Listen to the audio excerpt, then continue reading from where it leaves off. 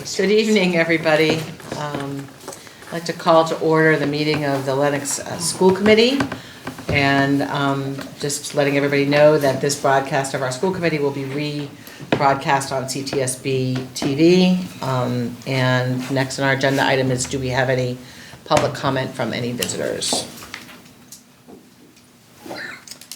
And then relative to correspondence, I do have one letter that I received from our community member. Hold on, let me just pull it here. And this is in reference to the conversation we had, agenda item we had at our last school committee meeting. Community member Gabriella Sheehan and Petri Sardo sent me a letter to talk in support of the Be Smart initiative that we discussed at the last meeting. They gave me some more information and some links, and they've offered to make a presentation relative to asking our community to support a, what are we calling, initiative, a resolution. It's like, it's not a referendum, it's a resolution to support securing firearms to ensure the safety of children in our communities and in compliance with the Mass General laws. We did not put that on our agenda tonight because we had wanted to have more conversations with our other leaders in our community, but we are tentatively putting it on the agenda for February 12th meeting, and we'll follow up. And so thank you. And thank you for your efforts and for your reaching out to us. And this letter actually went to all the school committee members, so you've all seen it. And that is it. Thank you so much, and we'll be in touch. And then we have the meeting minutes from the January 22nd, 2024 school committee. If anybody wants to make a motion to approve those, please. I'll make a motion to approve the minutes from January 22nd. Second. Thank you. Any comments or corrections? All those in favor? Aye. I'll abstain. With an abstention. Thank you. Okay, and that's it for me. Turn it over to you. Thank you. All right, so highlights and recognitions. A shout out to the girls basketball team. They are top seed in Division 5 for the MIAA state tournament rankings. Yay. Congratulations to them, yeah. Yay. All right, and it has been fun to see recent graduates who are subbing while on break from college, coming back to their alma mater to help us out. And in particular, Bailey Patella is being a long-term PE sub while the physical education teacher is out. Oh, great. Yeah. And also coaching, right? Bailey's coaching Yes. with his mom. Yeah. Great. Good stuff. All right. And then, so without further ado, we'll move on to the presentation of the secondary school budget. And thank you all for coming. I said before we started that this is like the Jimmy Kimmel show of the Lenox Memorial Middle and High School, and that we get to hear from our leaders of each of our departments. And I really appreciate your taking the time to come out and tell us what you're up to and what you're looking for. Thank you. So we're just going to make sure people come to the mic, please. I've never thought of myself as Jimmy Kimmel, but it's probably not a bad way to You start. can be Fallon if you want. We'll see how it goes, make a decision maybe at the end.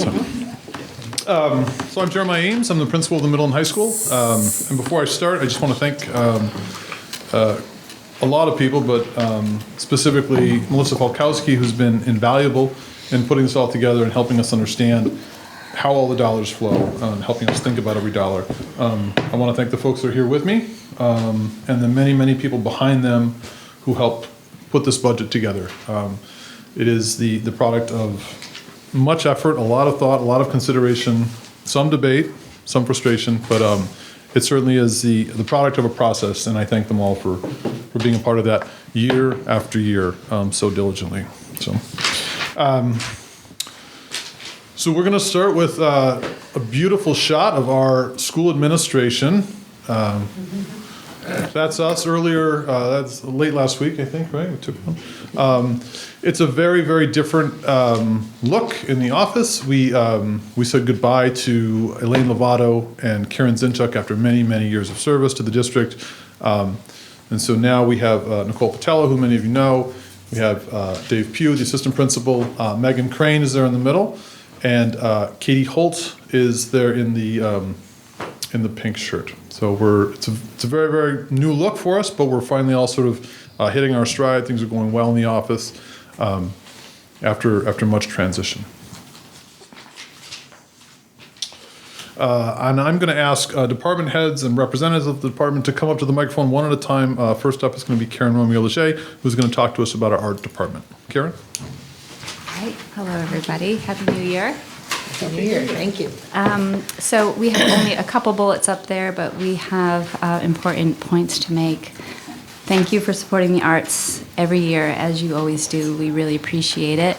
And the kids thoroughly enjoy and are committed to it. So our enrollment requests are greater than we can schedule, which is a really good problem to have. An example is 5 of our graduates, a graduating class of 63, went on to pursue art in college. So that's a pretty high number. In addition, 1 music student. So that's 6 out of 63. So that's really great. We want to thank you again for supporting that trip to New York City for our advanced students. We have so much here in our county, but to get out is a real pleasure and also, I know, a privilege. So thank you for allowing that. Another strength that we have is continuing that connection within our community, where we have a lot of guest speakers come in to show the practicality of what we're doing and how it can enrich whatever job they're in. So one of our greatest messages in the art department is that every career needs innovative, creative thinkers. So no matter if you pursue the arts or not, you need to think creatively and problem solve. And so we try to consider all of our courses, whether we bring people in or we go out, to serve all of the people in our community. So I don't know if you have any questions about what we have in the budget there, but those are pretty much my points. I was kind of curious about one thing. You mentioned in your summary, you kind of mentioned you wish you had an operational kiln. So that is on its way. We do have a kiln in the room. We have had the electricity checked. We worked on the vent. We have cleaned out that area, which became a storage area. When the building was made, there is a room between the 2 art rooms that is for the kiln. And that was dormant for about 17 years or so. And so the steps are in progress, and we're hopeful to fire that kiln this semester. Awesome. Yeah. Yeah, I hope so. Then we don't have to go down to elementary. The elementary school Darcy has been gracious and allowed us to go down, but it's really tricky and delicate. So it's really nice just to have it right there. It's awesome. Yeah. Anybody else? Questions? Thank you so much. Thank you. So the next slide is for the Duffin Theater, and I'm going to ask Ryan Bannon, who's our part-time theater director, as well as he's acting as a long-term sub. He's teaching several sections of drama for us as well. So he's very busy at the school. He's going to focus his comments on the Duffin Theater. All right. Thank you, Dr. Ames, and thank you, everyone. Thank you for having me and hearing my presentation. Very exciting stuff happening at the Duffin. We are celebrating our 25th season this year, so we're very excited about that. And it's a great honor to come in and be a part of that milestone for the community and everything. It's nice. I'm not originally from the Berkshires. I'm new here, so it's just nice meeting new people and hearing about their connection with the theater and all of their memories and everything like that. Going into the theater, I know that in the past couple of years, one of the things is been a problem is just reaching that momentum from the pandemic, just getting more activities and events into the space. And I'd like to report that I think we're moving in the right direction. We are booking a lot more productions with a lot new organizations that have not used the space before. Just one to highlight that we're really excited about is we are having the Sarasota Conservatory Circus from Sarasota, Florida, come in this summer to do some productions, and they've already talked about having the students involved, and so I think that'll be a great opportunity for the students to, witness a full production on tour. So we're excited about that. Looking forward, with the building being 25 years old, unfortunately, a lot of the technology inside the building and equipment is also 25 years old. So we're just looking to update a lot of that equipment and just kind of keeping the theater moving. I think it's important not just for the longevity of the theater program, but also for the students.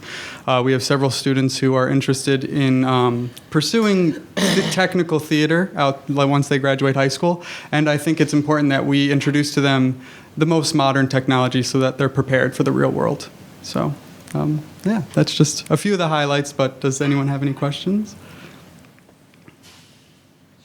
All right, well, thank you very much. Thank you for all you do. Thanks, Ryan. Dr. Weaver is next, I believe. He's going to talk to us about our English department. Hi, everybody. Thank you, Dr. Ames. So I'm going to keep it as short as I can here because I know there's a number of us. Just proud to be here representing the English department. I think we offer a lot of some of the core programming at each grade level. You see that in the last of the items there. I think we do a lot with the history department to organize as a kind of humanities group. Really invaluable field trip experiences. We're having both grades go to DC 10th and 11th this year. I'll be back shortly to talk about a 12th grade trip to New York City. So we think that's great. And we feel like the English department really stretches everywhere from the really kind of core work that we're doing in writing, especially at the top. We've been working for a few years now to kind of coordinate with both your kind of old-fashioned resources, style manuals, and things that we've been able to purchase, as well as some innovative online programming that we think can really adjust to students where they are. So we're going to try to expand that a tiny bit next year, maybe adding an extra grade level to some of that online writing work. So that's a little bit reflected in our budget line. We, again, continue to tackle updating the curriculum. I think the English department, we like to be really as up-to-date as we can with our reading. That's really well supported by the district. We encourage teachers at each grade level to at least add one new text and really think about how it could expand the kind of diversity and inclusivity that we see in our school increasingly, and that's always ongoing. I think we're having a joint department meeting next time where we're gonna go to the bookstore and look at some new titles and really have a kind of time to really share and collaborate on what we're gonna do with our reading curriculum from 6 through 12. I'm really excited also, Katie Pratt in the library has already been doing a lot of that work to collaborate, which as many of you know, we've had a very strong relationship between the library and the history and English programs. She is continuing that as if you knew about it all along. So she can tell you about some of that, but I'm really pleased that she's been in our department meetings, and we see that as a real strength going forward, that we really want to collaborate with her as that's sort of built at every level in our curriculum. So I think that's about it, right? Thank you all. Any questions about anything in that? Yeah. I actually have two questions. Sure. So I was just kind of curious, now that we've been out of COVID a while, and during COVID we had such a huge switch to everything online. Yes. We've pivoted out of that. So I'm curious, especially in your department and some others, now that we're out of it and we pivoted, are there things that during COVID, that post-COVID you've maintained in terms of online presentation of either assignments or responses to assignments, and what do you see the future being? Because you've mentioned sort of books, and then we're mentioning lots of online. Right. I think it all depends on what you're talking about. I think I've let other departments speak for themselves, but I think most of us regard the return to like in-class books as being, I think the students welcome that as their experience. Having what we do as a school where there's seminar discussions and books, I think we're trying to take advantage of some of the obviously all of our curriculum is online through Canvas, some of the online platforms. I think that's been helpful in terms of just organization. That was one of the things that I thought was at least beneficial in terms of moving online. I would say most of the instruction, correct me if I'm wrong, other department members, but no, like the idea is to get as much of that offline as possible.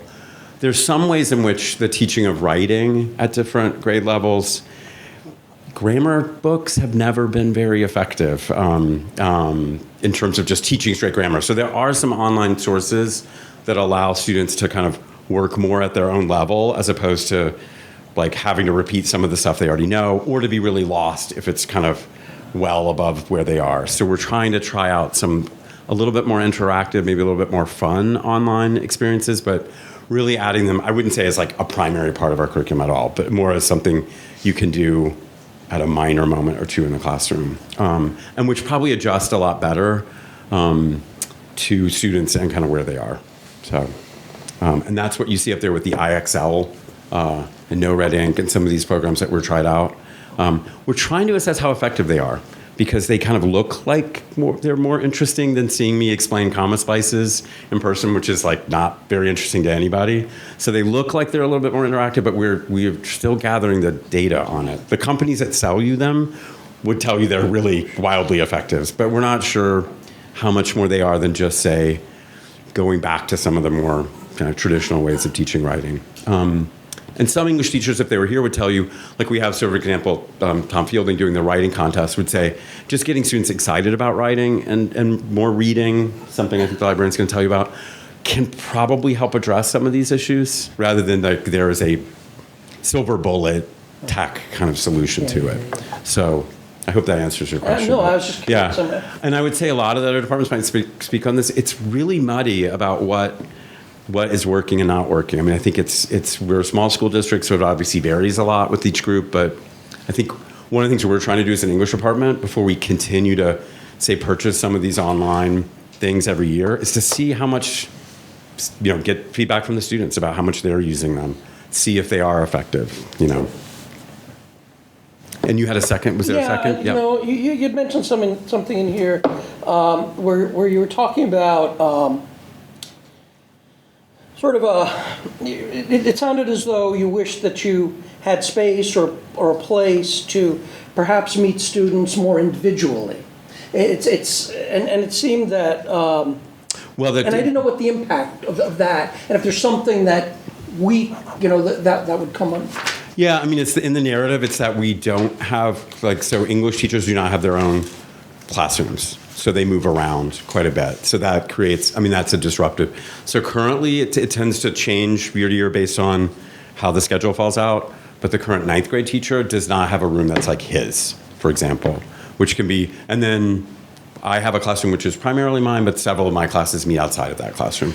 So then it can be disruptive for students to know how to find you, say at the end of the day, or just where you are during the day can be complicated. So we have a good problem, which is that the school is bursting with students. It's just, it does create in the English department.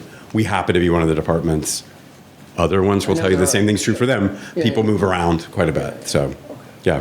But there's still accessibility to the students and the teachers, just not as seamless, is that what you're saying? Yeah, just because if you don't know where, Mr. Wade's classroom is, like where do you find him at the end of the day for office hours, it can be not as easy as just, it's immediately kind of right there in that space. And it always, with our schedule, it's a kind of double-edged sword of the complexity is really great because the student offerings are really great, but it just means people have to move around. So I think it's a balancing act, yeah. Thank you, though. Thank you. Yeah, Thank you. thanks.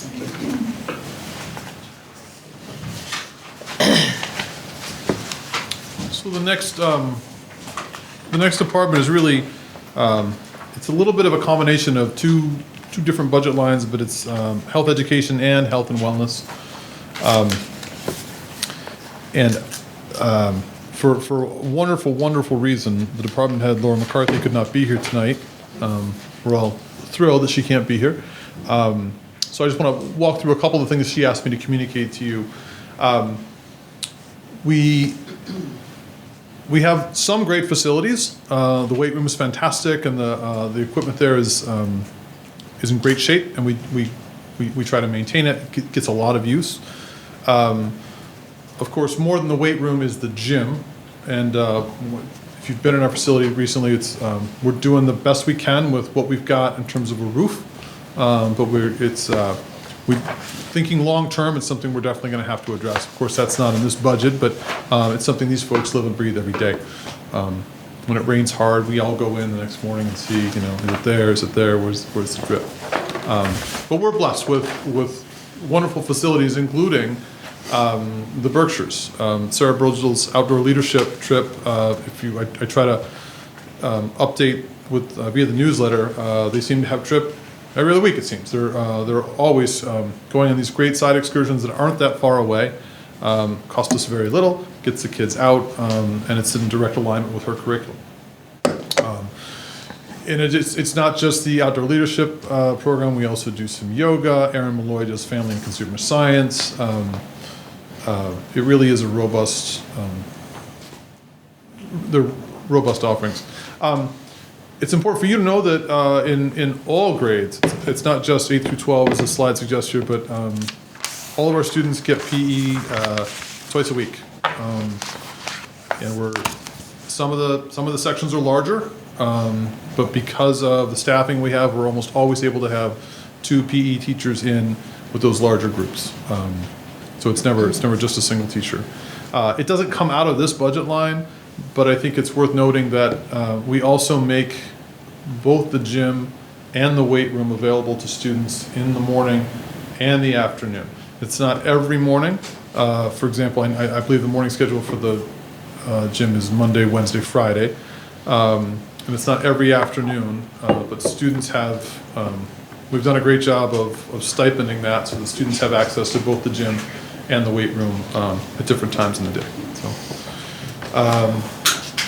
if there aren't questions about that, we can move on, but I want to make sure I'm delivering someone else's content, so I want to be sure I'm... Okay, on to instructional services. This is,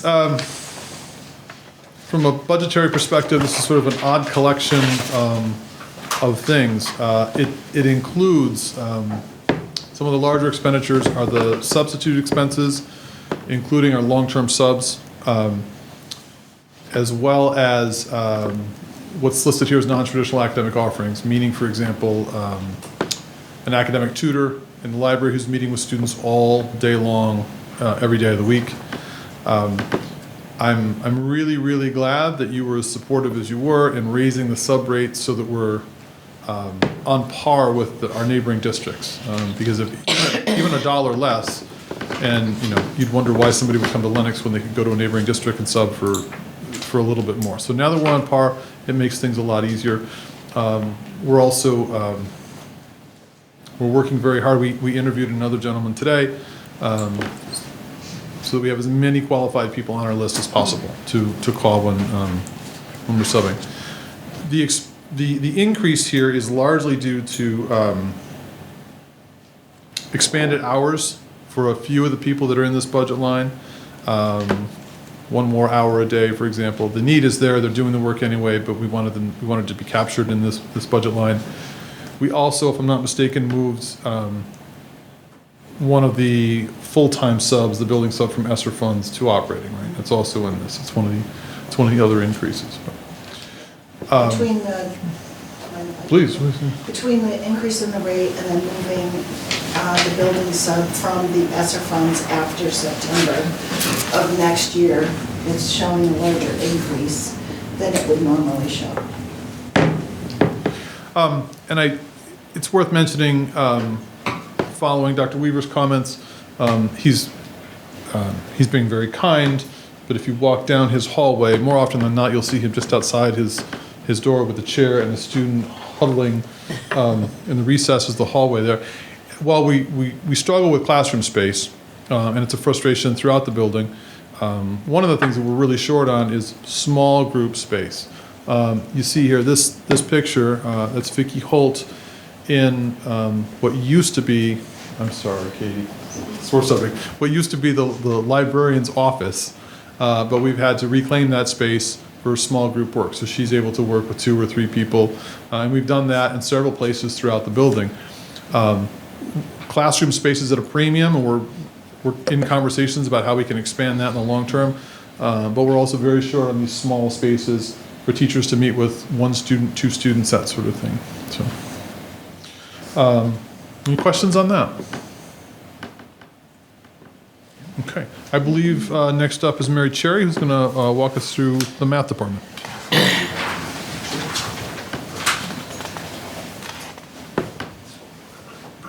Hi, I'm Mary Cherry. I don't know everyone on the committee, so I just wanted to introduce myself. I'm the math department chair. Up here, I just kind of captured our goals for the upcoming school year. I'm hoping that we have 2 relatively new to us, 1 relatively new to the teaching profession, math teachers in the middle school. So I'm hoping to focus some of our professional development and training next year to make sure we're really giving a cohesive instruction for our mathematics students. Continuing to vertically align our curriculum. The biggest line item that you would see increased our budget was looking for new textbooks for honors geometry, potentially pre-calculus as well. The honors geometry, though, especially is a need for our department. We are currently using a book that has no resources online. Everything is a blackline master, for those of you old enough to remember blackline master. It's not literally the Ditto paper, but it is a blackline master. It's not, you're not able to manipulate it in any way. It's a great textbook. That's the problem. It's a great textbook, and they're not in a current publication. And we teach our honors geometry by proof. We're one of the few schools in the county that still does that. And so we're going to be spending some time looking for something that would give us either a supplement to this or a new curriculum itself. It's hard to find one that does it through proof. So that was one of our biggest increases this year. We're also looking to we're going to develop a pre-calculus curriculum guide. We're kind of sort of doing it this year. We really want to do it next year. The AP College Board is now offering a test in AP pre-calculus, which is a really great opportunity for our students who are taking that as juniors to kind of show their mettle on a college application. We're back and forth as to whether or not we want to officially offer the AP class or just offer the test to the students. If we can pace in a way that would get them to being able to perform well on that, we might opt for that instead of an official AP class. But in that process, we're going to just assess whether we want to look for a new textbook or not. Another goal of mine and our department is to work to balance our section sizes. We did a little bit of that work this year in offering more sections to the college prep. We have 3 sections of Algebra 1 and 3 sections of Algebra 2 college prep this year, which has helped to alleviate the really unbalanced class sizes. I know last year I taught Algebra 1 and I had a classroom of 5 and a classroom of 21. And so what you can do with those 2 classes is really very different, right? And so we still have a relatively small class in one of our Algebra 1 sections, but our other 2 are closer to 13, which is much, much more manageable and really preferred at the college prep level. We can kind of push that in the honors level classes, but we really want to work to balance those section sizes. And the last one is a little bit of pie in the sky, but I'd like to explore ways that we can provide mathematics classes to meet 5 times a week in the high school. We have that in the middle school. It's been some creative scheduling. Our math teachers, our high school math teachers, feel really strongly that even though our time on learning in our math classes meeting 4 times a week, that we're not really able to pace in a way for things like our AP Calc and our AP Stats to get through the curriculum in time for the AP tests. That's also kind of connected to that vertical alignment to eliminate gaps and redundancy. My hope is if we can kind of look where, as I taught Algebra 2 this year, a lot of it was kind of a condensed version of Algebra 1, and perhaps that's necessary, but perhaps it's not, to try to get in a little bit more content. So those are the bullets that I had up here. I know I gave you a larger budget summary. So if you have any questions about that or any comments, I'd be happy to field them. When we talk textbooks, are we talking physical books, or are we talking like Maneuvering the Middle, which I think was all online? Are we talking physical books, or are we talking So both. online? So the Big Ideas curriculum, which I think is one of our strengths, we use the Big Ideas curriculum from grade 6 through Algebra 2. So that's 3 middle school levels: Algebra 1, Geometry, and Algebra 2. We use the same series, and I really feel strongly that kind of the math language that gets consistently relayed in that textbook is really one of our strengths. But there is an online component to that. And that's one of the things I'm talking about with our geometry textbook. So our CP geometry is through Big Ideas. Our honors geometry is not. I believe it's McDougall-Littell. I don't think it's Saxon, but it doesn't have an online component. So what that means is when I'm teaching my Algebra 1 and my Algebra 2, I use the textbook. We do a lot of writing. We do a lot of problem solving on paper, but we also use the textbook online. I'm able to give some practice problems online where kids can get immediate feedback. So if they're not in the classroom, I can give them a check, right? I can give them 1 or 2 checks. And if they're still stuck, they can access a video, right? So there's that component that teachers use to varying degrees. I also get, this is another reason that we still want Microsoft Word, because Big Ideas really doesn't download well into Google Docs. The formatting is really off. We can manipulate our tests and, maybe eliminate some questions or add some questions or change some numbers with questions if we think it would be better. And so that kind of component that the teacher uses as well is quite useful. So it's really 2 things. I rarely have the physical textbook out, but the Big Ideas, kids have access to it. I post the chapter by chapter on my Canvas page. They can access it through Big Ideas online. Another thing that I'm using more and more now that I'm in Algebra 2 is Desmos. So I was in a conversation with our librarian about our Texas Instrument calculators. Perhaps we don't need to hold as many of those, because Desmos, which is a free online graphing calculator, can really do things a lot more efficiently than the TI-84s. I'm not sure it can do everything the TI-84s can do. So like I'm doing scatter plots, line of best fit, couldn't find that there on there. So anyways, it's that, it's really a mix.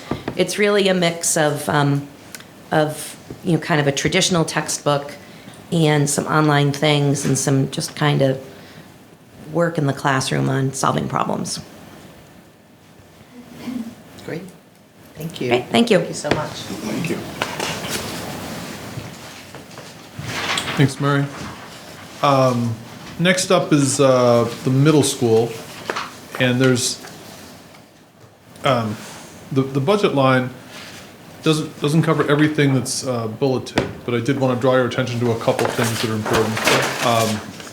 The Nature's Classroom trip in 7th grade is really is a phenomenal experience. They start planning in 6th grade. It's excuse me, a large part of the increase you'll see here is so that there was a desire to make it even more affordable. It's the theme you're familiar with at this point. I believe last year we allocated roughly $4,000 to field trips in the middle school, and that includes the 7th grade Nature's Classroom trip as well as the 6th grade Edgar Allan Poe trip.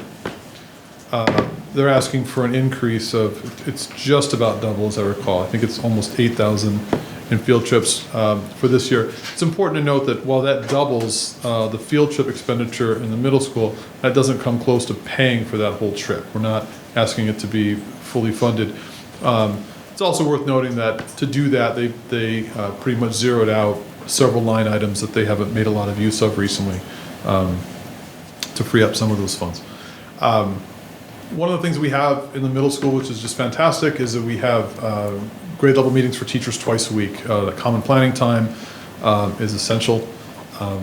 Dave Hilfinger, the middle school guidance counselor, is in most of those meetings as well as Rachel Meswar, our school adjustment counselor. It's really a great time for them to talk about kids, talk about curriculum, just sort of talk about the vibe in the 6th grade, 7th grade, or 8th grade. That's a real blessing for our program.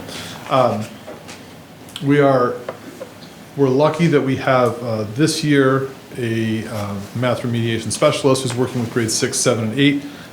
We're thinking about how best to utilize that time. Thinking ahead a little bit, we're going to be talking about continuing the conversation, I should say, about an ELA remediation specialist in the middle school. What that's going to allow our middle school teachers to do is to really be truly engaged with that enrichment period or that PLT period, that extra section that you've heard us talk about. And as Mary Cherry mentioned, we have math 5 days a week in the middle school right now, which is a real blessing. We're lucky to have that time. It doesn't make things easier, but that doesn't, scheduling wise, but that doesn't diminish the benefits of having that fifth meeting time every week. Are there questions about either the bulleted items or the budget line itself? Okay. Thank you. Thank you. Next, I'm going to ask Karen to come back up and talk a little bit about our music offerings. Hello again. Here for music to represent Dr. Matt Steckler. He would have come today, but he teaches on Monday nights at RPI, so he asked to not do this tonight in place of that. He has brought the music program to another level. The kids are super excited. Tentative, of course, at first, because as our community is, we kind of want to check things out first. These are his words. Classes have scaffolded their development in literacy, ear training, improvisation, tone production with method book drills, scale knowledge, multiculturalism, and instructional features in the repertoire. Emphasis is on good habits, accountability, teamwork, and a positive attitude. And if anybody's been to any of the concerts, you can witness that. And Matt steps in at any part that's missing. If a student can't make it or something happens, he's been seen playing the flute, the drums, oh God, yeah, he sings. And so it's a pleasure to welcome him to our faculty, and he's trying to also get the kids out into the community a bit more, maybe to do a concert with Wanda Houston, definitely with the elderly. So he's really trying to figure out how to be a part of this community because he's not quite living here yet, but he is very invested in who we are here. Does anybody have any questions about his budget? Thank you. Thank you. Thanks, Karen. Next up is Heather McNeese, and she's going to be addressing science and technology. And I just want to say this is her first year as department chair, and I'm so glad she's agreed to step into that role. She's doing a fantastic job. Hello, good evening. I'm Heather McNeese, and this is my first year as the department chair. It's an interesting department because, as you can see, I'm going to talk about science and technology, the science, the business, and the tech and the CAD. So a lot to cover, all underneath one department. First thing under science, we are continuing to grow our innovative pathway in science, the healthcare and social assistance. It's provided some grant money, and you can see the picture at the top, in the top right corner, that is one of our new science labs that we were able to get new tables and chairs and equipment and sinks. One station which is handicap accessible. So huge change for that room. It's beautiful. If you haven't seen it, it's worth a stop by. It also allowed us to acquire some anatomy models and materials needed for the college level anatomy and AP biology. So that was a big win. And that classroom 28 is the picture that I was just mentioning. We've also, this year was a big win for Ms. Kaminsky. We have our honors human anatomy has been accredited for dual enrollment through BCC. Took a long time to do that. You would think that that would be much simpler than it is, but it's a lot of paperwork and a lot of hoops, and they're finally all jumped through, and so that's a great opportunity for our students for an advanced class for the innovative pathway, and even for those students who aren't interested in that. We need to continue to update the lab furniture, equipment, and supplies. We still have a couple of rooms that are not meeting IDEA and ADA requirements, as well as some ventilation issues. And so a combination of those things are part of the increase in our budget this year. For business, this is my third year here at LMMHS, and I think some exciting things going on. We also have the Business and Finance Innovative Pathway, and this year the first course that's being offered for that is Entrepreneurship. It is offered first period every day, which makes it really nice for our Monday morning mentors to come in, and all of them own businesses in Berkshire County. They come in and tell us their story, learning the mindset of what it takes to become an entrepreneur. And each of their stories are very different. Each of the careers that they represent have been very different, and that's been really great. For the spring, we're going to have Lee Bank will be coming in. Our students will all be writing a business plan and presenting it to the lenders to see if their business plan is feasible and if it's something that they would take the risk on to fund. I'm going to skip over one for just a moment and move right to repurposing the cafeteria office into a school store. Ultimately, that is one of the projects that the entrepreneurship class is working on, with the idea of running the store, hopefully having students run the store and using that as internship hours. Any students who pursue the innovative pathways need to have an internship, and so we're hoping to have that be an internship opportunity in the future.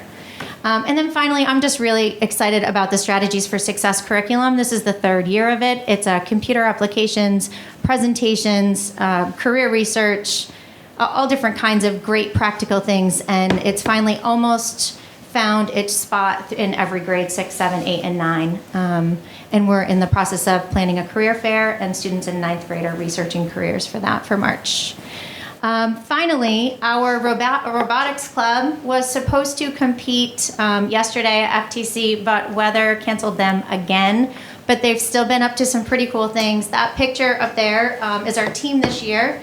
I'd like to make acknowledgement of the number of young women that are on our team. Really proud of that because, as you know, it's difficult to get females interested in STEM more so, and that doesn't seem to be a problem for us. So we're really proud of that. Not only have they been working hard on their own competition, they helped Lee start their first team, and to compete, they shared with them all of the materials and equipment that they needed in order to do that. And they've also started Ingenuity 2B, play on words intended. It is the middle school robotics club, and so they are the Ingenuity 2B. And one of the large items that we have for our budget this year is we need to replace the laser cutter. It's a big ticket item. Any questions for me?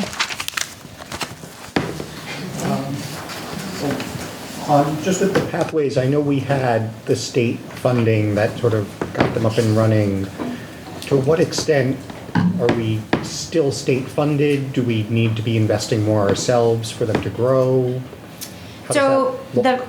the funding in the first initial years, the funding is certainly more robust than it is to get you started with textbooks, with equipment, with the things to get it off of the ground, and then it becomes more of a district-wide responsibility to continue with that. I think probably Tara might be able to speak a little bit more to the ins and outs of the money of that, but I do know that the grants are more robust in the beginning to get you off the ground. And they are competitive grants, so it's not guaranteed each year. So I guess I'm wondering, do we need to be putting more funding into that? I mean, especially, I know we have 2 now, if they're hopefully growing, whether it's this year or over the next couple of years, what does sort of the trajectory look like to make sure that those are successful? I did not include anything that is in the pathways in the operating budget this year, but I think after next year, I think we probably do need to start, if we want to continue with it, we need to start planning migration strategy. But the grants are taking care of everything right now? Yes, they've taken care of the anatomy, the human anatomy, what are they? The models, yes. Models, and anything that mentions pathway has been fully paid from the grant this year.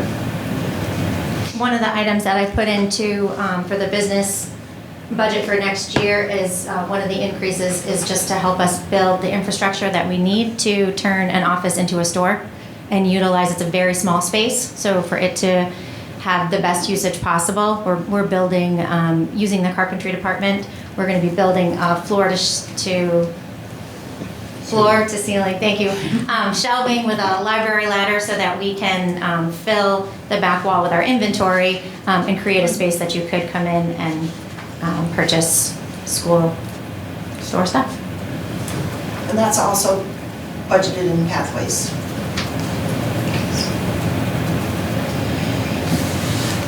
Okay, thank you. Thank you so much. Yeah, that store is it's what used to be Al Saldarini's office or Stefan's office right there. So the idea is the kids will have access to it during lunches. It's a neat idea. I believe Megan Porter is up next to talk about social studies.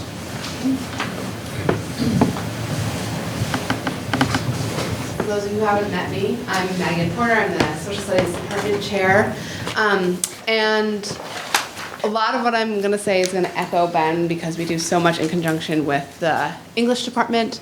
But we're kind of happily feeling, I hate to use the phrase back to normal because it was really overdone a couple of years, but back in our stride with field trips and working with the library. Katie has been super helpful. So some things that we are working on as a department are continuing to constantly update our curriculum. That means professional development and conferences, continuing to diversify the curriculum, so making sure that we are, particularly with history, seeking out those minority narratives and thinking about how to integrate them into our courses. We continue to emphasize and really value the critical thinking skills that come with and are practiced in the research and writing process. So grades 6 through 12 students are doing independent research. That's something that's really unique about our department. I think that's why a lot of us in the department really love working here and working with the students on that, because it's really fun to see their ideas and get to see them work independently. So we continue to really emphasize that. I know we got a lot of money to take kids to DC, which is super exciting. We've got sophomores and juniors going this year. Our goal in moving forward is to continue to have a field trip at each level. The middle school students go by grade level, and then ninth grade, our hope is local, whether that's Barrington Stage or even to one of the like college archives. Sophomores will go on the DC trip because it aligns with the US 1 curriculum that switched a couple years ago. Juniors will do a day trip to the Lieutenant Museum, the Lower East Side, the 9/11 Museum that aligns with the US 2 curriculum, and then humanities will continue their humanities trip for senior year. So what we have done is we've taken out a couple of line items that are no longer used. I think we've got like a DVD line item. No one's buying those anymore. We have continued to ask for funding for field trips so that it's accessible to everybody, and otherwise maintained our kind of professional development, conference travels, things like that. So again, it's feeling really good to kind of be back in the swing of things, excited to work with. Katie and I have had a couple of conversations about subscriptions, and I think that is something that we'll have to figure out as a school and as a district as more and more things move online. How do we kind of move some of the line items like DVD into subscriptions that will be helpful? So I know that we've been kind of communicating the best way to do that, and what budget it goes into, and so on and so forth. So do you have any questions? Things that are... Thank you. Thank you so much. Yeah. Thanks, Megan. And Dr. Rodriguez can't be here tonight, but Ann Dupuy is kind enough to walk us through the World Languages Department. Thanks, Ann.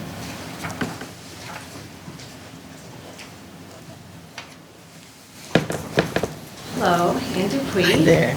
Foreign language. I teach French, but I'm representing the whole World Language Department here. This has been a great year. We've had French, Latin, and Spanish all in the 6th grade, which is exciting, new, and we've got Chris Lovell teaching and joining the faculty, which has been exciting and lovely, and he's been a great addition. That's for Latin, right? Just for Latin. But he's just been a breath of fresh air, and the kids are really enjoying his classes. I sat on one a month ago, and I had a lot to learn, so it's been great. The department in general is offering a huge range of curriculum from obviously 6th grade to AP. We also have the dual enrollment. We have the language lab for those who are not doing French, Spanish, or Latin. And people use it as support for the languages they're taking, or maybe as support for a language they speak at home, or a totally different language. So we have a lot of offerings for our kids. There's a note here about assessment practices and the seal of biliteracy, which we got off the ground last year. It's been really exciting, really exciting for the kids to see. We've been giving the kids the APPLE test and the ALIRA test for the Latin students, and to see their progress from the year to the next, and then seeing their achievement. Some of the kids have achieved the seal last year. They're slated, some already, to achieve the seal again this year. I'm seeing kids who will achieve the seal this year. But more importantly, a sophomore is seeing their progress, their proficiency in the language from one year to the next, and seeing how they can improve, and that's so exciting. We're working with the ELL department and the wider community to make sure we're helping all language learners, not just the French and the Spanish and the Latin, to be able to raise up all language learners. So whether it's being Turkish or Portuguese at home, making sure we're giving the opportunity to all kids to shine and get that seal if it's possible. Notes for the future are, as everyone has said, space, right? Everybody wants space, so that's the consistent argument. And we're down a human. So we're hoping to fill that spot, because it meant that we all took on some extra classes this year, and some classes weren't offered. We all kind of pitched in, but we would like to see everything kind of reinstated next year with the addition of another teacher in the department. I hope I covered what was needed to cover, but please ask me some questions, because I'll do better if you ask me instead of I just kind of spew. It's of course, it's not an addition. It's simply returning to a fully staffed department. Right. Thank you. Can I just ask you a question? Please. Seal of biliteracy? Yes, I can really go all day on that one. Bring it on. Well, then I'm glad I could. Yeah, that's my lane. Yeah. Nervous. Is it also for where can students where English is not the first language, English is a second language, do they qualify for that? Absolutely. That's why it's so lovely. It can be any language they're proficient in, they can get the seal, which that's why I'm talking to the English language learner specialist in this school and saying, okay, you just got someone who came in from this country. Let's grab them now and give them this test and see where they're proficient. So we can test a kid in pretty much any language, and they can get that seal, depending on their level of proficiency. Just because they come in doesn't mean they're really highly proficient in writing. Yeah, I mean, that doesn't guarantee it, but at least can give a baseline in their proficiency. It's exciting because we want to raise up all of our kids, wherever they are. So it's verbal as well as written? There are 4 portions. There's a reading, writing, listening, and speaking, and they have to have a level of intermediate 5 to get the seal, or this A1, which is a seal of with distinction. And of course, it's a biliteracy, so they need to demonstrate proficiency in English as well, and that's usually taken care of with the MCAS. Correct. And then once it's on, does that, can they leverage that? Well, it goes on their diploma, first of all, but it's international, so that's something that anywhere they go, they can say, I have the seal by literacy, but say they don't even get that A5. They can say, they have on their resume, I'm I3 in Portuguese or French or whatever it is. That's so much more powerful than saying, I got an A in French 3. You know, that really doesn't have that doesn't tell anybody anything. Although it says that they're a hard worker, and that's great. It's really not giving them the data that they want to communicate that information on their proficiency. So it could have some career path implications. Yes, absolutely. One of the things I really like about the Seal by Literacy program is it's iterative by design, so it's not a one-shot deal. So you don't just sit, take the exam, and say, oh, I didn't get it. You can retake the portions that you didn't meet that standard for.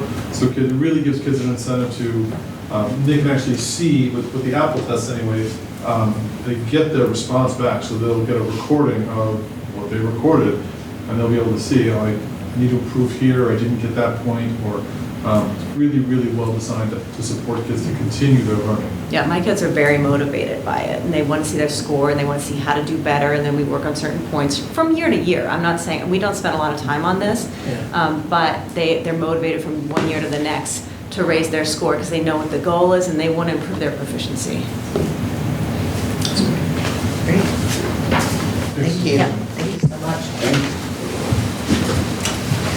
You've heard a lot about her all evening. Here she is, Katie Pratt, our new librarian. I feel like a rock star coming up here and singing my praises. I'm Katie Pratt. I'm the new school librarian. I'm here to talk about our library. So I'm coming into the library, I think, after a few years of some hiccups, personnel issues. It's hard to run a library during a pandemic, but I think we're really hitting our stride this year. Mr. Pugh helped me out this morning with some cool stats about our library. So far this year, we have seen 7,106 students in our library, which roughly averages 79 students per day, on top of the 39 students we see every day for experiential learning through VHS, Rosetta Stone, college classes. And I've welcomed 75 classes into the library for research projects, presentations, the college presentations as well. So I feel like we're really working hard to get our school back into the library and actively using our resources. But one of the things that comes with actively using our library, I think, again, is space. And we, a couple of years ago, got some really great flexible furniture that can easily convert the library into an individual space for lots of students to a classroom. And one of the things I'm requesting is just additional furniture to kind of switch our old furniture into more flexible furniture so that flexibility is still there. We are regularly supporting student research in the classroom. We've already heard from Meg and Ben that we are actively seeing students using our library print resources, but also our digital databases to do advanced research, which will get them ready for college level research. And one of the things that I'm looking for to support our faculty is, in the beginning of the year, I did a user's needs survey, asking them what they need to support their curriculum. And overwhelmingly, there were 2 subscriptions that teachers were really looking for to support their curriculum. The first was a digital subscription to an online newspaper. Right now, students don't have access to a newspaper other than the one print copy that I get in the library each day, or some days, depending on when the New York Times wants to deliver.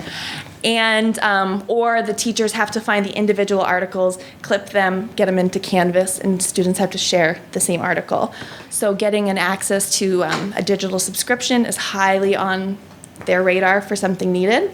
I offered to be the person who houses the subscription for this, is the go-between between the newspaper and the school, and manages some of the behind-the-scenes work. And then the other request was for a digital visual collection. So if you haven't been to the library in a while, we have a lot of DVDs and almost no DVD players. But there are some really great digital subscriptions out there that allow faculty and staff to really work with our students with an online collection that will integrate into their Canvas platform, which provides access to students to digital content from their home. So it's not just one DVD that a teacher is playing in their classroom, and then students need to check out one at a time if it's available. All students will have access to that digital curriculum at the same time, and there is some accessibility features with that online platform, changing the language, transcripts, so just some accessibility features. In the library itself, we are rolling out a couple of different programs that I'm excited about. The first is the Sora app. So the Sora app is a digital reading app that students can access over 70,000 individual titles for ebooks, audiobooks, and magazines. Students now have tons of access to books in different languages and in different formats. And I've rolled this out to about a third of our school so far, and our students have already spent 152 hours reading on this app. It's just been 2 weeks. We're also implementing the Golden Ticket Reading Program, which our middle schoolers are loving. And on Thursday, we are starting the Million Word Reading Challenge. So a lot of really great things going on in the library. Very, very active in trying to collaborate with my peers. And I thank you for your help. Are there any questions? What's happening over April break? Over April break, we are getting a new carpet. Yay. Yes, which we're very excited about. But we will be moving a lot of books to get some new carpet. Yeah. Thank you. Thank you so much. Thank you very much. Thanks, Katie. Great. Keep up here. Tara's up next for the guidance department. Hello, I'm Tara Romeo, for those of you I haven't met yet. I am in the guidance office with there's three school counselors in our office, one for middle and two for high school. Pretty busy place. Some of the things that we're doing with a lot of our time right now is Power School. We're creating, this year we have a new master schedule. For those of you who didn't know, our student information system changed last year. It's an enormous undertaking. And a lot of people have been working on that, and we finally are hitting our stride. So this year we're going to have a brand new built from scratch master schedule, which in theory should optimize all of our options and meet our student needs the best ever. So we're hopeful. In addition to that, the other piece you've heard already a lot about is Innovation Career Pathways. They just changed the name, I don't know why. We have 2 pathways right now, working of course with Heather McNeese, Brooke Kaminsky, who've blown life into our programs, healthcare, social assistance, finance, and business. There's a lot that goes into those programs. There's a lot of pieces to it, but what we're super proud of right now is the overarching goal of the pathways is licensure, certifications, any kind of credentialing. So students, whether they go into the workplace or to college, they will have these credentials in place so they can either work or help them apply to college. So this year, we're doing incredibly well. We have 4 students in our CNA program, which is a super time and energy intensive program where they will get licensed at the end, assuming they pass. And we have a certified medical assisting program, which I did not fact check this, but I think we're the only school in the county with 4 students who will walk out of that program with a certified medical assisting. So they are, in both cases, those 8 students, which interestingly enough, I foresee probably a couple going directly to the workplace where they will easily be employed and make really respectable incomes, great benefits, and then a career path with opportunities to grow. We also have a student in the business pathway getting a real estate, they're in the real estate course. Hopefully they will get licensed again, can walk out of high school and be employed. This is all, there's a huge team behind this, but we're working with local employers, we have business partners, Berkshire Health Systems, local banks, and there's a lot that goes into it. We have been writing grants, so to answer your question, I think what we're going to see down the road is needing a full-time employee. So most schools have one person that oversees the program. Right now, Pam Murray and I, we're the 2 high school counselors, we oversee it. We write the grants. Thank you, Melissa, for your help. But at some point, all the schools that we've worked with over the last couple of years do have a permanent person in place overseeing that entire program. At the end of, once this program grows, so we're in year 2, by year 4, everyone in the program needs to do a 100-hour work-based learning or training experience. So that's when it's going to get super involved. So, and lastly, we're continuing just to build our career readiness and college readiness programming, grades 6 through 12, building on dual enrollment. We have some full-time students that are dually enrolled. We have a lot of students that are taking one class, BCC, MCLA, and we're building our concurrent coursework, trying to get our courses approved through, we've had 2 colleges approve them, but right now BCC being the most obvious with an anatomy class, French class, we did have Spanish, hopefully that comes back, but we're hoping to build in math potentially or some other courses that basically they're BCC classes offered at Lenox and our students get credit for that, and it's been free, thank you, State of Massachusetts. But that's kind of the gist of it. So I don't know if you have any questions. Great, thank you. Sorry, so when you were describing, if we have the 4 students in the, sounded like CNA, 4 in medical assistant, 1 in real estate, is that sort of rising or graduating seniors at all? Where are they in the pipeline at this point? Juniors and seniors right now. We have actually the CNA is all juniors, which is very cool. So ideally, they'll go and do the certified medical assisting program next year. So one is a pre-med, ideally a pre-med student, so that's really will strengthen their application for college.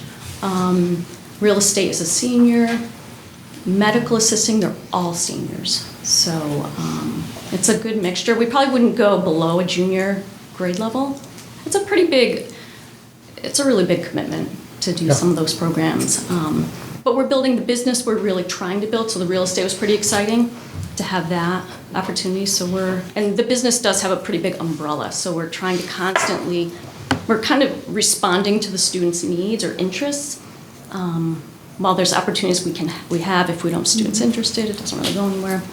So yeah, it's like really exciting. Really, it's fun. So when you think about sort of the size of the pipeline, if there are across junior and senior, let's say 8, does that feel like it sort of fully meets demand and over time that's what we should sort of expect, or is that something you see growing further as the program develops? Definitely growing. So CNA, we started with 7, we ended with 4. I think, we're learning as we go along with this. So the 3 that didn't end up, I think we would work harder on trying to make sure they're really well informed as to the commitment. It's a really timely process for at least a solid month. Students are working around the clock. So I think we're going to try and do a better job supporting, but no, ideally, all of our students, as we grow with these 2 pathways and then start to add, we've talked about manufacturing, IT, there's environmental, there's clean air. So if we can start to build every student, ideally we'll hit a pathway when they graduate Lenox High School. Of course, over time. So once we really, I think, get these 2 programs really solid with really clear pieces. The big schools can set very clear guidelines. You're going to take these classes, you have to take advanced coursework, and you have to take technical coursework. It's very easy for large schools to have that very clear. So it's this group starts as freshmen, they start with strategies in our case, and then as a group move through the program. We can't really do that. We just don't have the numbers. So that's where it's tricky. But no, we'd like to see a lot more students. So hopefully right now we have, I think, 23 human anatomy students. Ideally, a good number of those will move into some of these work-based learning or training programs. And then the same could be said with business. Entrepreneurship's pretty big. 18, I think, yeah. So hopefully we'll start to move those into, finance, business, or any related. So it's growing, hopefully much bigger over time. Thanks. Thank you. Thank you. Thank you. Maggie Rivers is going to talk to us about our athletics program.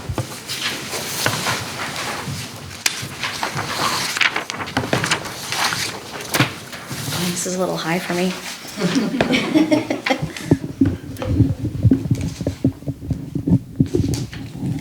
Thank you. Hi, I'm Maggie. I just finished out my first year as athletic director.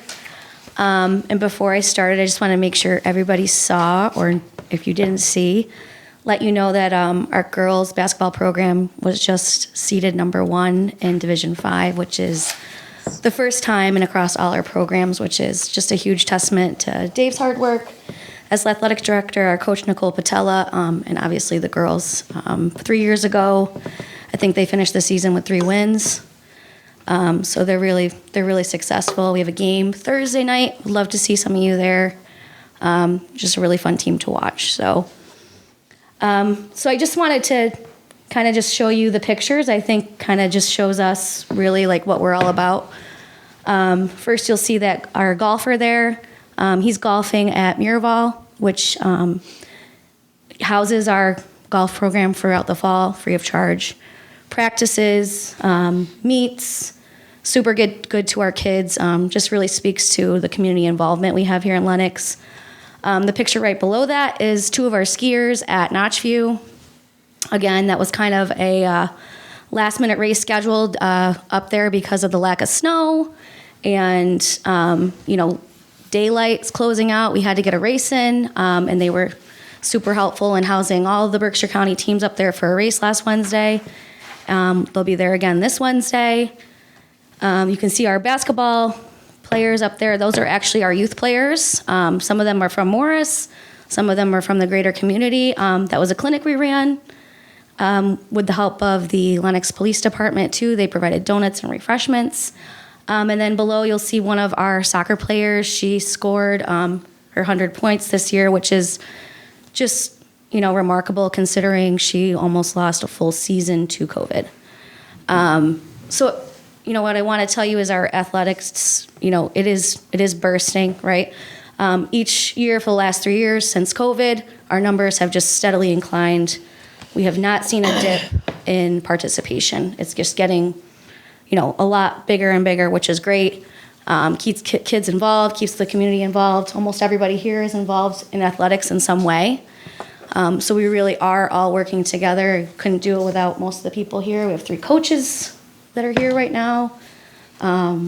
Mary Cherry helps me with some game administration. Obviously, Mr. Pugh and Dr. Ames have been there. Katie houses our after-school athletes, and if Laura was here, they also house our after-school athletes too in the weight room and the gym. Heather invited our girls basketball team to a clothing drive.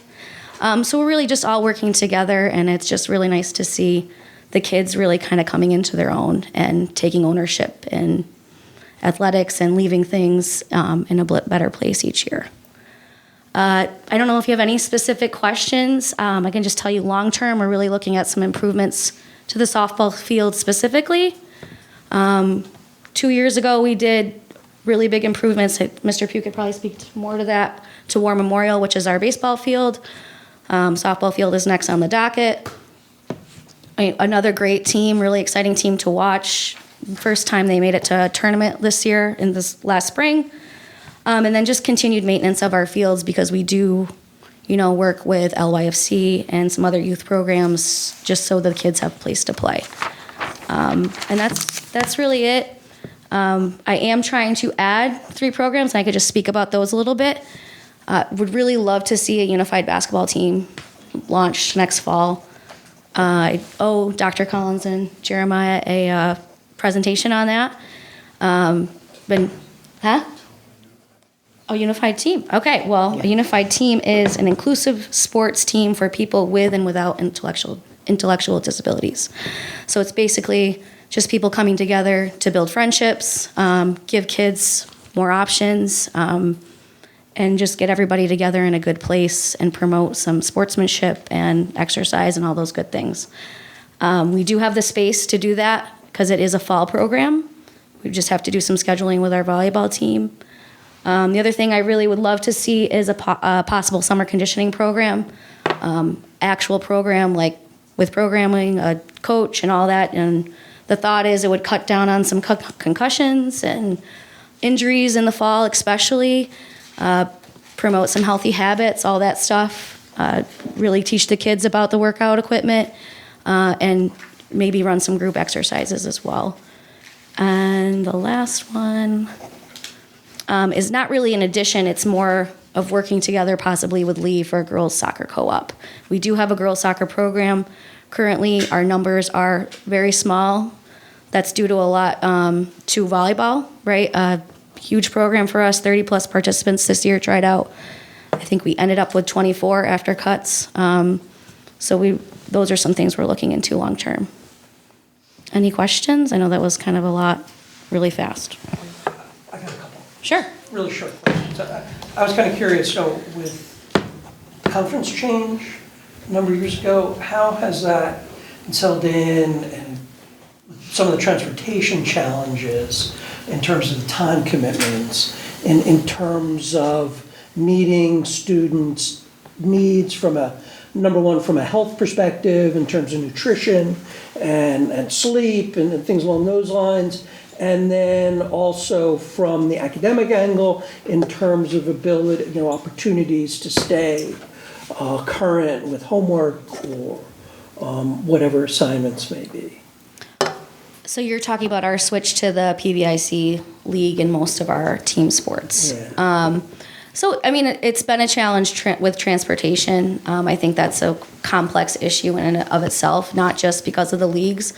Everybody needs people to work and drive buses, and that definitely plays a big part into the problems we're seeing. I have seen an improvement this winter with that. Winter's a little bit easier to gauge with weather, and you're not playing really at 4 o'clock a lot of the time, so you're not looking for those buses at 2:30 necessarily. But it has been a challenge. It's been a challenge with our gates because we've lost some of those natural rivalries, right? Like just Lee and Lenox, for example, we're not getting as big a draw as we used to. But I can say I think our teams are overall more successful in these leagues. Our tennis team went to the Final Four, which was awesome. We haven't seen that in a while. I said our girls softball team's the first time they've qualified for a tournament ever in the program history. I mentioned our girls basketball team, number 1 in the state right now. So it's just, I think we're still trying to work out a lot of those things with travel and the long commitments. I do try to keep independent games in Berkshire County. So do you know what an independent game is? It's just basically when you're playing out of your league. So yeah. So the other thing, I was reading about in your paragraph about how we've got some great cooperation between Kripalu for crew, Miraval for golf, LCC for baseball, and it made me, and then I noticed there was tennis next. And when I think of tennis, I think of the spring, and I think of March, and I think of awful outdoor tennis conditions. Mm-hmm. And I'm wondering if there's any opportunity, if there's been any feedback from, say, Berkshire West on talking about, they've recently expanded their facility, Mm-hmm. and with their indoor pickleball facility, they're able to free up tennis court time. I'm wondering if it would be an opportunity, perhaps going forward to. Like an indoor tennis club? Because of the weather conditions, when spring hits. Right. And it really limits, I would assume, playtime, actual playtime, and there's no indoor place to go. Right. But that's right down the road. So it's interesting you mentioned that because Ben is here. I don't know if he knows this yet. But our tennis coach, who's just out of this world, she actually just worked out an agreement with Canyon Ranch for the kids to go there the first couple weeks, because there's snow still on the tennis courts at LCC. That's something that we were going to put out. We just haven't done it. It literally just happened. But if you indoor courts. Yeah. Indoor courts. Tennis is a different animal. I don't know a lot about it, but they do have to have challenge matches before their first match. So it is pretty in-depth. They need to get those in. Great. Yeah. That's awesome. Wonderful. Right? Sorry to steal your thunder of your big news, but that's great. Yeah. No, it's Monica's news and Ben's news. They work towards it, so. Anything else?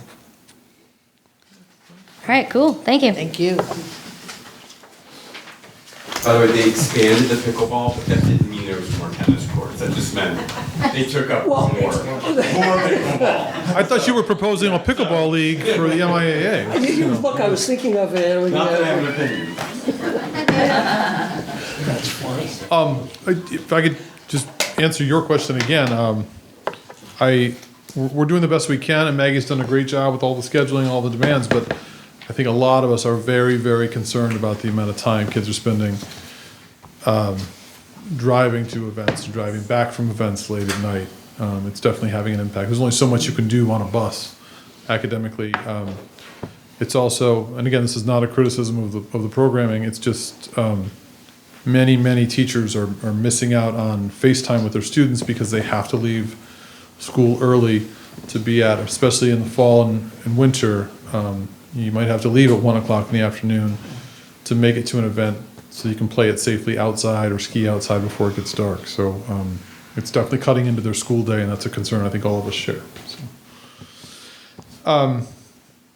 Other student activities. This is, I believe, that's one of the Blender Bowl wins, or as schools match with, at the very least. They've had a lot of success. There's really no shortage of clubs and activities. We're very, very lucky to have a faculty that supports so many of them. One of the challenges is, being as small as we are, there are only so many kids to participate in all these wonderful clubs and activities. Trying to find ways to make sure kids aren't sort of locked out of some of these opportunities because they're playing pickleball or tennis. They can't then also be on the aspiring nurses club, which meets during practice. I will say we've had a lot of many advisors and coaches are very, very understanding and helpful with one another, sharing their participants' time. I know, for example, there are a lot of kids who are doing one winter sport or another and who are also doing the spring musical, which is a big time commitment. But again, most of our coaches, most of our advisors recognize that and are willing to say, yeah, sure, you can miss practice on Monday and Wednesday. Or you can, you don't have to be at this rehearsal, but you definitely have to be at this rehearsal. They're not quite as rigid as they might be in larger programs where they're kids competing for spots in their activities. So it really is just about how do we not necessarily come up with more offerings. There are a lot of offerings, and I like that we have so many staff members acting as advisors. It's just about how can we share these kids' time a little more effectively. The decrease here is largely it's not because we didn't offer clubs or activities. It has mostly to do with just some line items that we didn't really use much. There was a professional library item within student activities that we weren't using regularly. There was some software that we didn't need to fund. And we're saving quite a bit on transportation.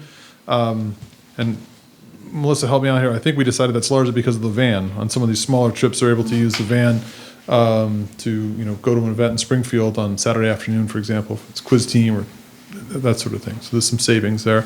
But it's certainly not a reduction in what we're offering. And we also have the prepaid miles with due for. So those have been paid for. And for local, somewhat local, maybe even a little bit further out, it's a cost savings. Utilizing those. When you go further, it's sort of a wash. So, but we've been using the prepaid miles this year. Yeah. Any questions on that? Okay. Ms. Dries, you've been so patient. Come on up and tell us about health services, please.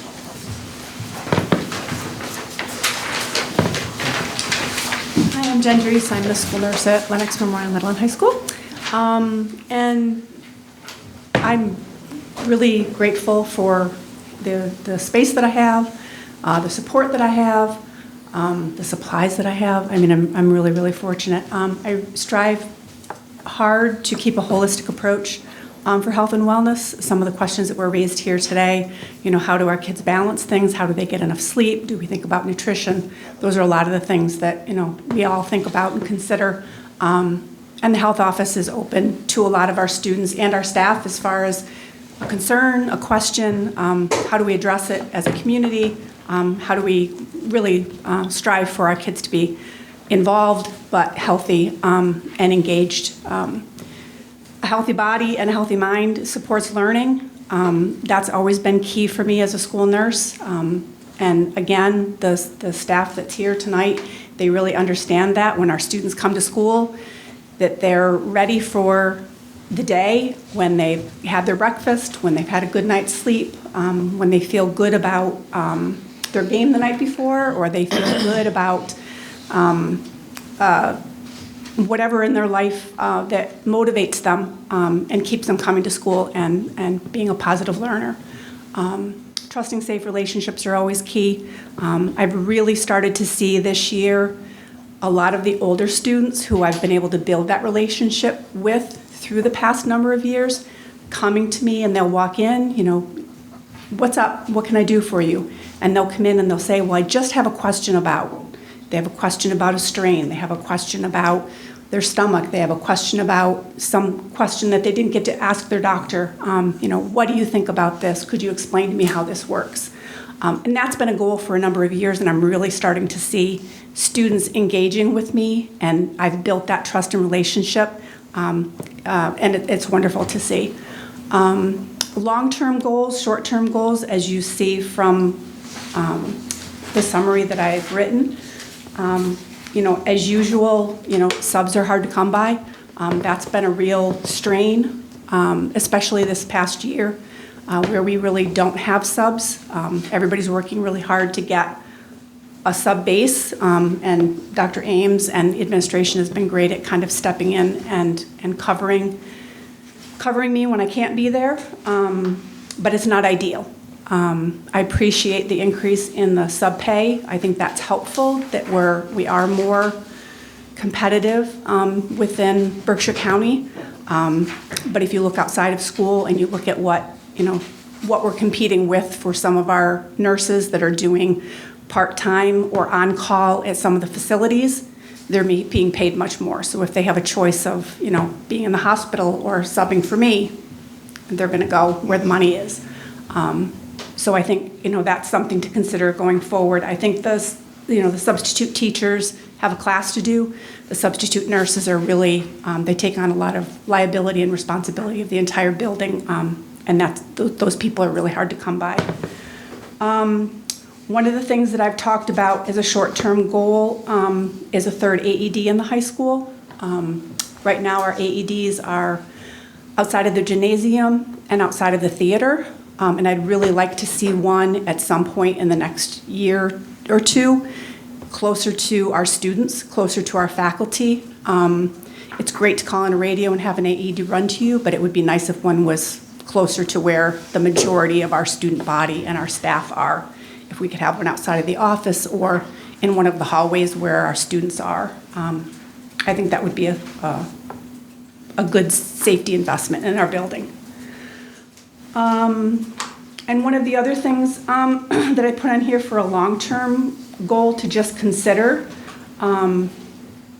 as if substitute nursing continues to be a concern, would be looking at having not a permanent sub, but maybe a health assistant, much like you have the subs for the teachers, would be a person, an aide that would go between the high school and the elementary school, and that would help both schools for all of our assessments and our screenings for heights, weights, vision, hearing,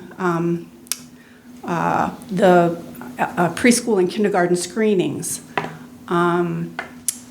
any of the things that we need in the health offices. It would also give us somebody that knows the students, knows the staff, knows the policies, knows the kids, that we could then delegate to. It could really kind of step in on a day that one of the nurses was out, much like we do with our administration.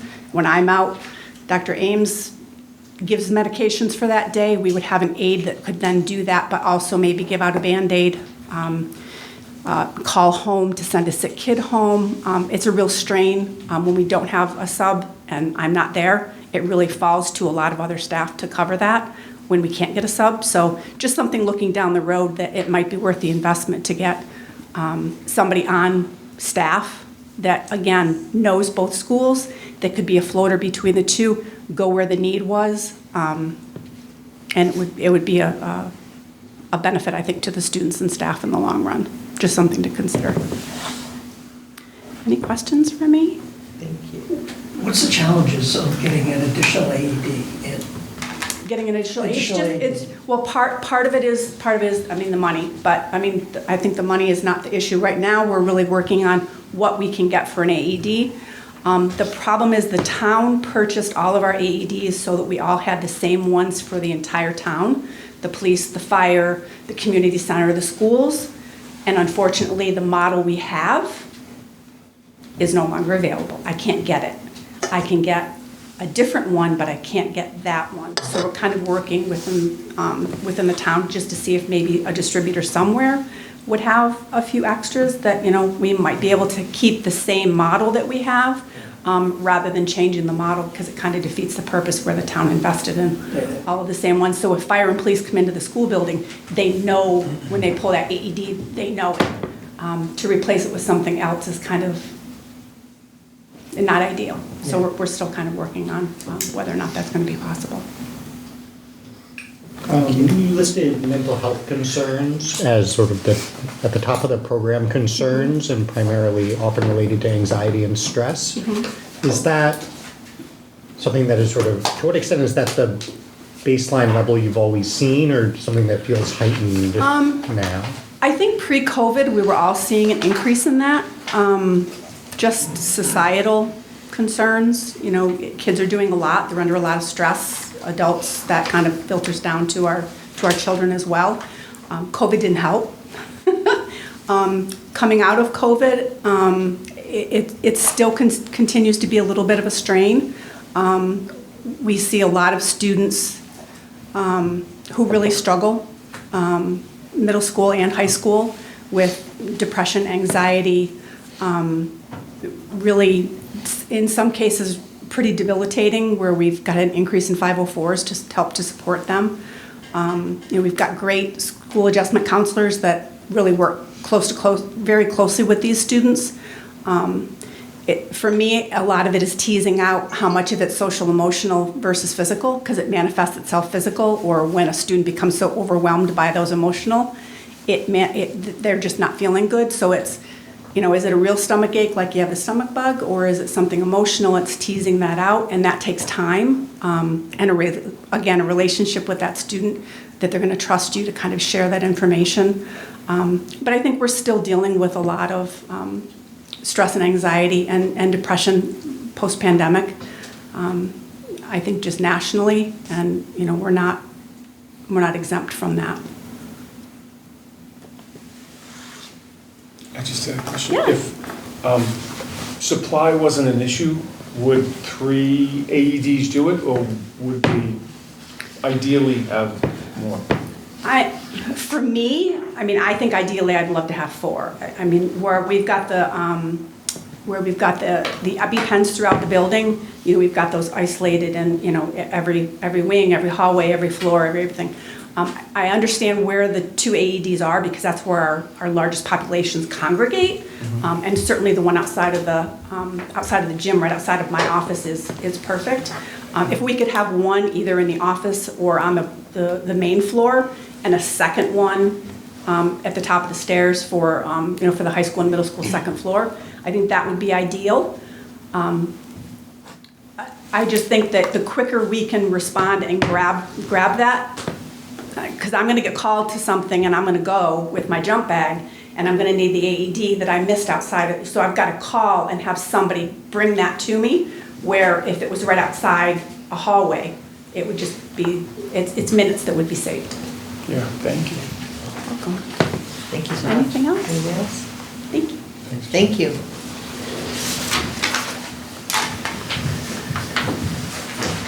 So I think the last slide I'm going to present is other districts. This is fairly straightforward. I'm not sure why I needed 3 bullets. This is 8 students this year are traveling to Taconic. We don't transport them all, but some of them are transported by their families, and we've done very well in budgeting for next year, you can see. And most of that savings comes out of an agreement we have with Lee. They transport some of their students, and they had some capacity and we had a need, so it worked well, and we look forward to that happening for the next few years anyway, as long as the enrollments allow for that. 8 is our number this year, and we see no reason why that would change drastically moving forward. It may by a student or two, depending on their interest level. I never like to see a student leave for another district, but we are really lucky to have such high quality programming just right down the road, a brand new facility. So I'm grateful that our students have access to that, and I think it's great that we've got that relationship with Lee to get them transported up there with minimal additional expense for either district. So, any questions about that? So this just represents the transportation, because we deal with the choice in our general vocational line. It's right, that's a different line. Yep. And the town pays for the tuition, vocational tuition. Right. We are paying for the transportation. Gotcha. And we have 2 seniors right now at Taconic, so there's 8 that'll go down to 6 if, unless more come in, which we have seen 2 to 3 coming in each year. I think Melissa's going to take it from here largely. So in case I don't get this precious microphone back, I just want to thank everybody again for coming out. I know it's a long night, and thank you for all the time you put into the development of the narrative and the presentation itself. And if I don't get the chance, I just want to thank the committee for your consideration. I think this really feels very collaborative. I appreciate your support in thinking about all the dollars and how we allocate our resources. So thank you for your support. Thank you. I just want to also add that I think that in addition to wonderful teaching and teachers who are truly committed, the ways in which you're creative in thinking about meeting the needs of our students, again, a small district, you've highlighted that, so I'm not saying anything you've already said, but I just want to repeat the gratitude for teachers who are flexible, student-focused, and really trying to think about also fun and creative ideas. I sort of felt a lot of energy and excitement in the room about great stuff, and I can't always get there for after school, although I put down the International Fair because that's always really fun. But I want to get to more sports and want to be present, and definitely want to get excited when we see the kids enjoying what they do. We can't always be at all of the things, but it's really wonderful to hear that in your weekly messaging and in Dr. Collins' weekly messaging and on some of the social media platforms, as well as I was at the post office the other day and I saw some art, and it's just really great to feel that presence. And then I know we're trying to also engage the larger community in seeing the great stuff that's going on, so that they feel, and I hear that in your presentations as well, engaging outside of the building so that people that support us with their tax dollars also are aware of all the great things going on. So thank you. Just to reiterate, as a new member of the narratives, I could see all the work that went into those narratives, and I personally really appreciated the narratives. It gave me a clearer picture. Numbers are numbers, but it was nice, I could almost hear some of the voices in the narratives. So yes, I really appreciate that, and I appreciate the time that went into that. Thank you. Thank you. Okay. So we just have a couple more slides. Yes.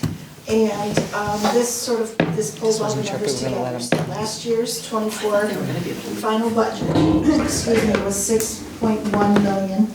This year's, at this point, is coming in at 6.399, a difference of 279,520 or 4.5%. We went over a lot of what the increases included, but the number of positions are level. There were no additions. We had talked about the ELA interventionist. That's hopefully coming down the road, but not this year, coming up. We have adjustments in there for contractual increases, retirements, column movements, and we had some new personnel that we welcomed in 2024. So a lot of the departments that you saw, not a big increase, a smaller increase, or even a decrease. Some of it was a reduction in supplies or needs, but mostly that's due to changes in personnel and the salary lines dropping just a bit. Field trips were increased slightly for inflation last year. They were approved at 23,000, and especially the social studies and English field trips, the combined is 24,000 each program in this budget, so a slight increase to account for inflation. The science department has some equipment replacements and upgrades that they want to do. You can see that in the line-to-line in the program budgets. And of course, the substitute expenditures have increased. With the permanent building sub moving from ESSER, it may not be 5 days, but it'll be a bulk of the week. We're looking at, I think there's 4 days in there now. And it's after September because ESSER goes through September. And then the rates increase from 110 and 125 to 125 and 150. So that's accounted for in this budget as well. So here's the breakdown of categories so that you can see as the other departments, student services and Morris, the bulk of it is instructional expenditures, salaries, supplies, equipment. 86% is the number right now. Administration is at 6%, PD, professional development, 1%. That's been sort of the constant with all the departments. LMHS has other programs like the Duffin and athletics, and that makes up 5% of the overall operating budget. And the health services department is at 2%, and that's the nurse health service, not health education, but the services. And that's it. Thank you. Thank you. Thank you, everyone. Thank you all. Thank you, guys. You don't have any, okay. The last part of our agenda, and I can just give it a minute while we, thank you all. I know your day starts early, so appreciate it. Thank you very much. Is our subcommittee updates. I know that governance and leadership is still working through policy reviews, and we, after speaking with Megan a little bit about it as the chair, that there's still some work going through, I think, catching up. And so at some point at our future meeting, we'll be finishing up, revisiting K, which has been kind of a moving forward, and a few of the other remaining policies that we're working through line by line. So I'll give that update because Megan couldn't make it tonight. And Orrin HR? Nothing since last week. Okay, I know, it's just 1 week, right? TLC is meeting this week. We had bumped from last week to this week. So that's on Wednesday at 4:30. Finance, we have a meeting coming up at some point when we get through all this, right? And school building, same? Yep, nothing new in the past week. Another meeting is going to be coming up on February 8th. And just like to say personally, thank you again for all the hard work that you both did tonight, and for all of the faculty as well. Thanks very much. Thank you. It's all Jeremiah. And I have nothing else on my agenda, so hearing none, I could entertain a motion to adjourn. Motion to adjourn. Second? Second. Okay. All those in favor? Aye. Thank you. Thank you very much.